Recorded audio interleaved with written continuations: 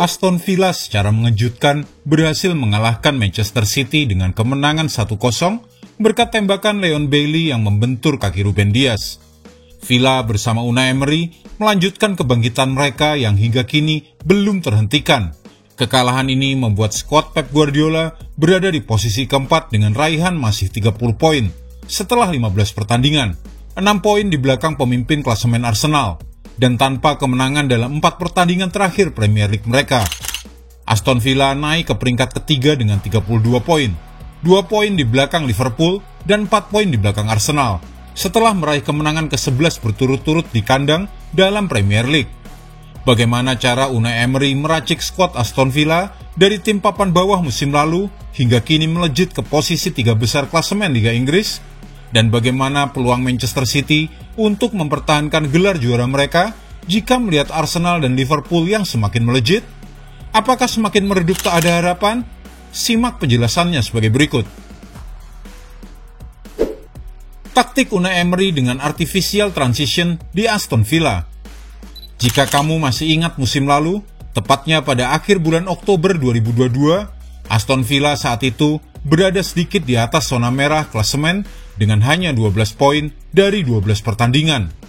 Itu saat mereka di bawah kepemimpinan Steven Gerrard. Dan semenjak Unai Emery datang, mereka segera memenangkan pertandingan pertamanya dengan skor 3-1 di kandang melawan Manchester United. Dan dari situlah dimulai kebangkitan yang menakjubkan yang setelah 1 tahun kemudian tetap konsisten dan tidak menunjukkan tanda-tanda melambat. Pada tahun 2023 ini, hanya Manchester City yang memiliki lebih banyak kemenangan daripada Villa.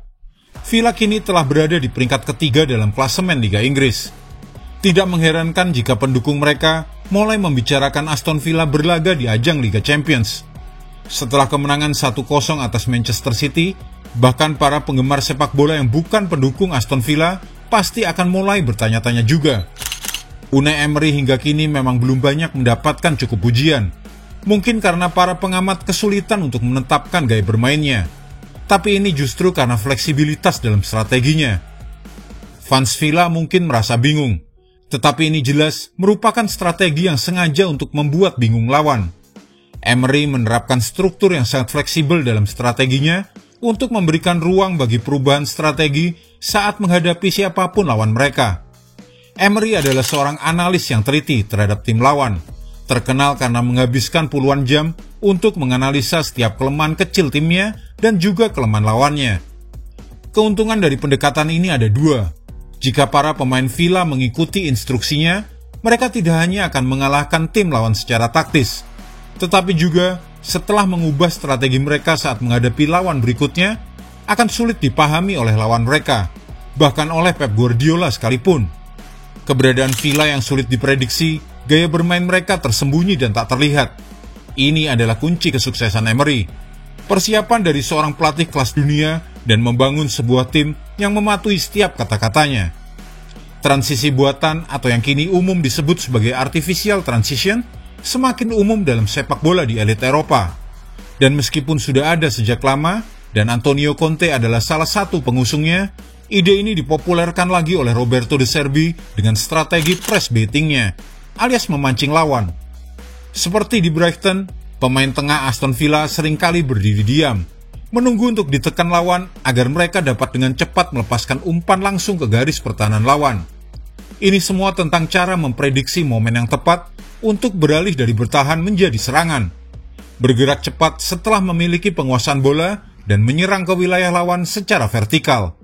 Di Villa, ini hampir selalu dicapai dengan menggunakan 2 gelandang serang di setengah lapangan untuk membuat formasi kotak di tengah lapangan. Sebenarnya, tidak peduli formasi apa yang dipilih Emery, saat Villa memiliki bola, mereka hampir selalu akan menggunakan formasi tersebut. Struktur yang memberikan umpan vertikal untuk membuka pertahanan lawan dan menciptakan transisi palsu. Itulah mengapa Villa memimpin dengan 30 serangan langsung di Liga Premier musim ini. Apa yang salah dengan Manchester City? Manchester City kembali menghadapi dilema dengan absennya Rodri dan kini ditambah dengan absennya Jack Grealish saat melawan Aston Villa, yang keduanya harus menjalani hukuman akumulasi kartu. Dan semakin berat mengingat Villa tampil kuat akhir-akhir ini dengan memenangkan 13 pertandingan terakhir di Premier League. Kini berarti sudah 4 pertandingan tanpa Rodri dan 4 kekalahan. Apa yang dapat dipelajari oleh City dari pengalaman ini?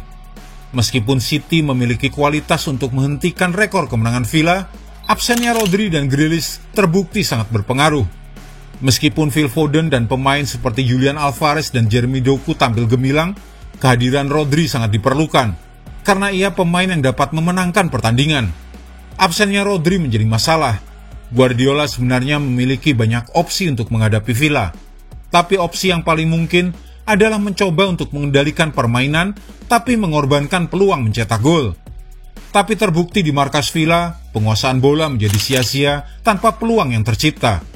Secara berturut-turut dalam 4 laga terakhir, Manchester City ditahan imbang Chelsea 4-4, Liverpool 1-1, Tottenham Hotspur 3-3, dan kini kalah 1-0 dari Aston Villa. Untuk pertama kalinya dalam 7 tahun terakhir, The Citizens gagal memetik kemenangan di 4 laga Liga Premier Inggris secara beruntun. Ironisnya, meskipun Aston Villa kalah secara penguasaan bola dengan 46% berbanding 54%, tetapi anak asuh Unai Emery lebih efektif saat melakukan serangan. Villa juga unggul jauh dari jumlah tembakan ke gawang sebanyak 22 kali dengan percobaan tepat sasaran sebanyak 7 tendangan. Berbanding terbalik dengan Manchester City yang cuma mampu melepas 2 tembakan selama 90 menit dari dominasi 54% penguasaan bola. Apakah dari statistik tersebut cukup menandakan bahwa taktik Pep Guardiola sudah kurang tokcer bagi Manchester City? Perebutan gelar juara semakin terbuka. Kekalahan di kandang Aston Villa memperpanjang puasa kemenangan City di Premier League. Pasukan Pep Guardiola itu sudah tidak menang dalam 4 laga terakhir dengan 3 kali hasil imbang dan kini ditambah 1 kekalahan. City pun turun ke posisi 4 klasemen Liga Inggris dengan 30 poin dari 15 pertandingan. Erling Haaland dan kawan-kawan digeser oleh Aston Villa yang naik ke peringkat ketiga dengan 32 poin. Manchester City semakin tertinggal dari Arsenal yang sehari sebelumnya menang dramatis dengan skor 4-3 atas Luton Town.